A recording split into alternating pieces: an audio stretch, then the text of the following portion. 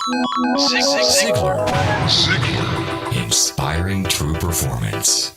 A number of years ago, Laurie Majors, my executive assistant, got a phone call from a lady in Birmingham, Alabama. At the end of the conversation, she said, Zig, she said, I believe this woman thinks she's got an impossible problem, but I believe you can solve that problem with her in just a few minutes if you will spend that time with her. I said, well, Laurie, tell her to meet me backstage. I'll get there about 10 minutes early. My schedule was such that was about all I had. Well, I got there, and I was on backstage behind the curtain on one side. She spotted me from the other side, and as she walked across the stage, I have never seen as much anger in a human being in my life as I saw in her. She almost started crying when she saw me. She said, oh, I'm just so glad to see you. I got this horrible job. I hate it. I hate everything about it. I hate everybody down there. I mean, you talking about negative nails, she was it. She said, can you help me? Now, understand, I've only got about 10 minutes. So I looked at her, and one thing I have learned, I don't do counseling, but I talk with a lot of people who do, in psychology, psychiatry, and the ministry. And they tell me that everybody who comes to you with a problem are not necessarily looking for a solution. I couldn't understand that for a long time. Why do they bring you a problem if they don't want to solve it? Well, I can tell you why. They want to tell you about it, you about it, you about it, you about it, and you about it. And if you foul up the deal and solve the problem, they can't tell you again, you again. They want the attention that goes with the problem, and every company just about it has that kind of an individual. They want the attention that goes with griping and complaining.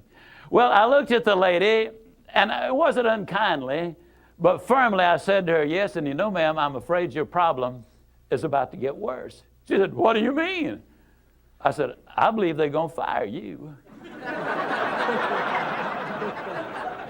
She was stunned. I couldn't have stunned her more if I'd hit her in the face with a bucket of ice water. She said, fire me? Why on earth would they fire me? The inflection in her voice clearly said, they're the bad guys, I'm the good guy. Why don't they fire them and keep me? Have you ever noticed that people who are the problem never recognize that they are?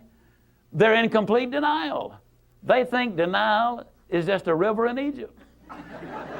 Why would they fire me? I said, ma'am, I don't believe there's a company in America big enough to contain this much poison in one small spot. Have you ever noticed that when somebody is about to lose something they've been complaining about, whether it's a car, a home, a mate, a job, or whatever, when all of a sudden it appears they're going to lose them, it takes on brand new value. She looked at me and said, well, what can I do? I said, do you really want to know? She said, yes, I do. That's the reason I came to see you. I came looking for help, but you sure haven't been any help so far. I said, well, ma'am, I've got an idea, and I will absolutely guarantee you it positively, definitely, absolutely will work if you will just do it. She said, I'll try anything within reason. I said, okay, when you get home tonight, all of your household tasks are complete. It's bedtime. Get off in a room right by yourself. Get a sheet of paper out, and at the top of it write, I like my job because. She interrupted me. She said, that'll be easy. I don't like nothing about that job. Don't like nothing about those people down there. And I said, well, just as a matter of curiosity, do you work there for benevolent reasons, or do they pay you for working there?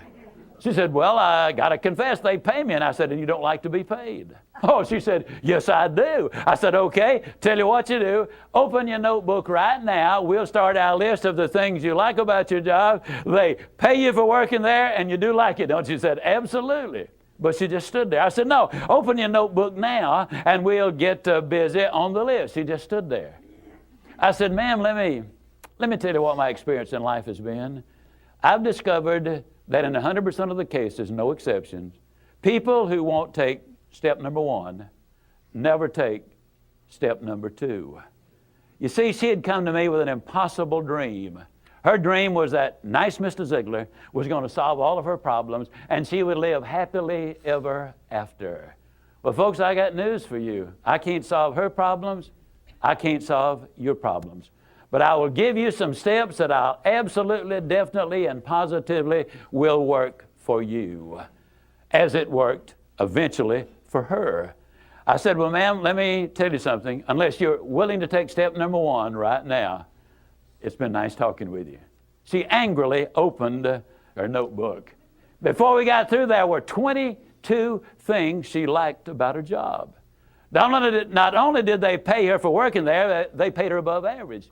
She had 3 weeks vacation with pay. She had a retirement program. She was in on profit sharing. She had health insurance, life insurance, and accident insurance. She lived less than 10 minutes from home. She was in on management decisions. The company sent her to 3 seminars a year to be paid for. She had her own private office and parking place. 22 things that she liked about her job. Now I said, ma'am, when you get home tonight, everything is finished. Get off in a room right by yourself. Close the doors. Change one word from I like my job to I love my job. Get in front of that mirror. And folks, I cannot say this strongly enough, but I'm going to try. The eyes are the windows of the soul. Look yourself in the eye. And with excitement and enthusiasm, say, I love my job because they pay me for working there. I love my job because they pay me above average for working there. I love my job because they have a wonderful insurance program. I love my job before every one of the statements. You will sleep better that night.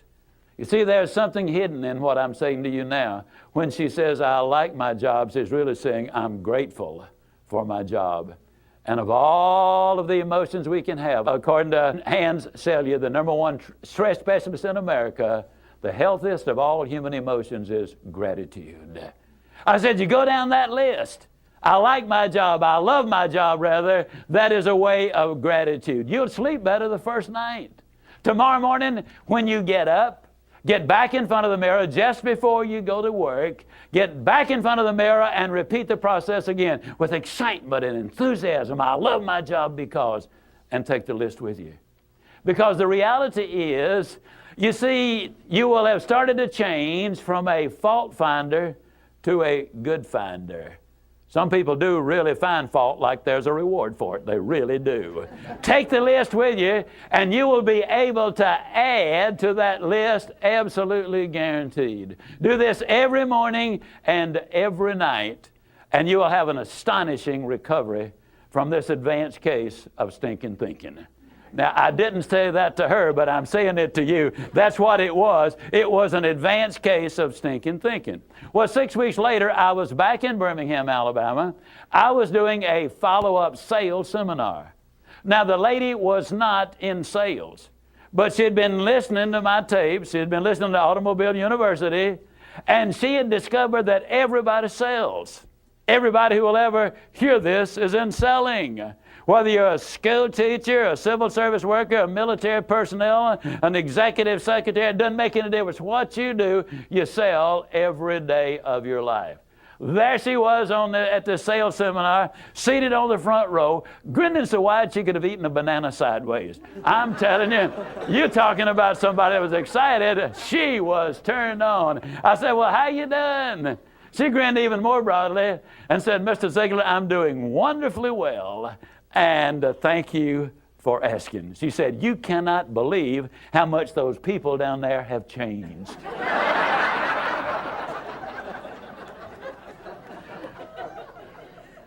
I got to lay it on the line, folks.